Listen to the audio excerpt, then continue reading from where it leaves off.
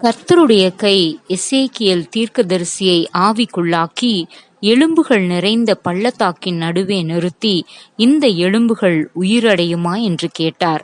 அதற்கு தீர்க்கதரிசி, தேவரீர் அதை அறிவீர் என்றார். இன்று நம்முடைய வாழ்வும் உலர்ந்த எலும்புகள் போல் காணப்படுமாயின், எசேக்கியேல் 37:1-10 நாம் உயிரடைந்து மகா பெரிய சேனையாய் நிற்க 4 காரியங்களை கர்த்தர் கற்றுத்தருகிறார். முதலாவது, கர்த்தருடைய வார்த்தையை கேட்க வேண்டும். அடுத்து, தூய ஆவியானவரை நமக்குள் அனுமதிக்க வேண்டும். கர்த்தரின் கட்டளைகளை உரைக்க வேண்டும்.